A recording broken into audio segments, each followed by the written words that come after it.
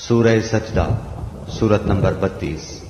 शुरू करता हूं अल्लाह ताला के नाम से जो बड़ा मेहरबान निहायत रहम वाला है। अलिफ लाम मीम। बिलाशुबा इस किताब का उतारना तमाम जहानों के परवरदिगार की तरफ से है। क्या ये कहते हैं कि उसने उसे घड़ लिया है? नहीं नहीं, बल्कि ये तेरे रब ताला की तरफ से हक है, ताकि आप उन्हें डराएं जिनके पास आपसे पहले कोई डराने वाला नहीं आया, ताकि वो राह रास्त पर आ जाएं। अल्लाह ताला वो है जिसने आसमान और जमीन को और जो कुछ इनके दरमियान है सबको 6 दिन में पैदा कर दिया, फिर अर्श पर कायम हुआ। तुम्हारे लिए उसके सिवा कोई मददगार और सिफारिशी नहीं। क्या फिर भी तुम नसीहत हासिल नहीं करते?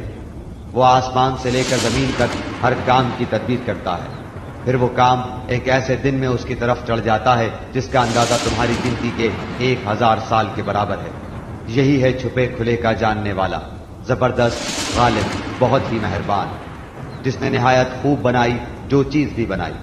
और इंसान की बनावट मिट्टी से शुरू की, फिर उसकी नस्ल एक बेवकत पानी के निचोड़ से चलाई, जिसे ठीक ठाक करके उसमें अपनी रूह फूंकी। उसी ने तुम्हारे कान, आंखें और दिल बनाए, उस पर भी तुम बहुत ही थोड़ा एहसान मानते हो। और उन्होंने कहा, क्या जब हम जमीन में रल मिल जाएंगे क्या फिर नई पैदाइश में आ जाएंगे? बल्कि बात यह है कि वो लोग अपने परवरदिगार की मुलाकात के मुनकिर हैं। कह दीजिए कि तुम्हें मौत का फरिश्ता फौत करेगा जो तुम पर मुकर्रर किया गया है, फिर तुम सब अपने परवरदिगार की तरफ लौटाए जाओगे। काश कि आप देखते जबकि गुनाहगार लोग अपने रब ताला के सामने सर झुकाए हुए होंगे, कहेंगे, ऐ हमारे रब, हमने देख लिया और सुन लिया, अब तो हमें वापस लौटा दे, हम नेक अमाल करेंगे, हम यकीन करने वाले हैं। अगर हम चाहते तो हर शख्स को हिदायत नसीब फरमा देते, लेकिन मेरी ये बात बिल्कुल हक हो चुकी है कि मैं जरूर जरूर जहन्नम को इंसानों और जिनों से पुर कर दूंगा। अब तुम अपने उस दिन की मुलाकात के फरामोश कर देने का मजा चखो। हमने भी तुम्हें भुला दिया और अपने किए हुए अमाल की शामत से अबदी अजाब का मजा चखो। हमारी आयतों पर वही ईमान लाते हैं जिन्हें जब कभी उनसे नसीहत की जाती है तो वो सजदे में गिर पड़ते हैं और अपने रब की हम के साथ उसकी तस्बीह पढ़ते हैं और तकब्बुर नहीं करते। इनकी करवटें अपने बिस्तरों से अलग रहती हैं, अपने रब को खौफ और उम्मीद के साथ पुकारते हैं और जो कुछ हमने उन्हें दे रखा है वो खर्च करते हैं।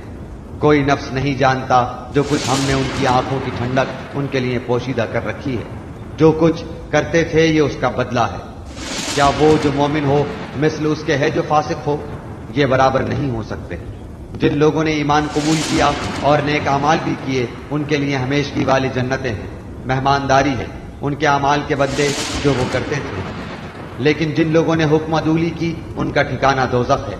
जब कभी इससे बाहर निकलना चाहेंगे इसी में लौटा दिए जाएंगे और कह दिया जाएगा कि अपने झुटलाने के बदले आग का अजाब चखो। बिल यकीन हम इन्हें करीब के छोटे से बाज अजाब इस बड़े अजाब के सिवा चिखाएंगे ताकि वो लौट आएं। इससे बढ़कर जालिम कौन है जिसे अल्लाह ताला की आयतों से वाज किया गया फिर भी उसने इनसे मुंह फेर लिया। यकीन मानो कि हम भी गुनाहगारों से इंतकाम लेने वाले हैं।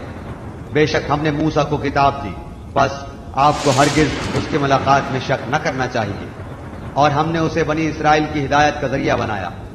और जब इन लोगों ने सब्र किया तो हमने उनमें से ऐसे पेशवा बनाए जो हमारे हुक्म से लोगों को हिदायत करते थे और वो हमारी आयतों पर यकीन रखते थे। आपका रब इन सब के दरमियान इन तमाम बातों का फैसला कयामत के दिन करेगा जिनमें वो इख्तलाफ कर रहे हैं। क्या इस बात ने भी उन्हें हिदायत नहीं दी कि हमने उनसे पहले बहुत सी उम्मतों को हलाक कर दिया जिनके मकानों में ये चल फिर रहे हैं? इसमें तो बड़ी बड़ी निशानियां हैं, क्या फिर भी ये नहीं सुनते?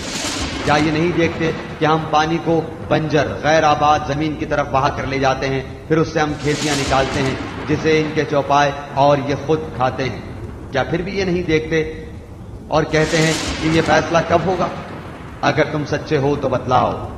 जवाब दे दो कि फैसले वाले दिन ईमान लाना बेईमानों को कुछ काम ना आएगा और न उन्हें ढील दी जाएगी। अब आप इनका ख्याल छोड़ दें और मुंतजिर रहें, ये भी मुंतजिर हैं।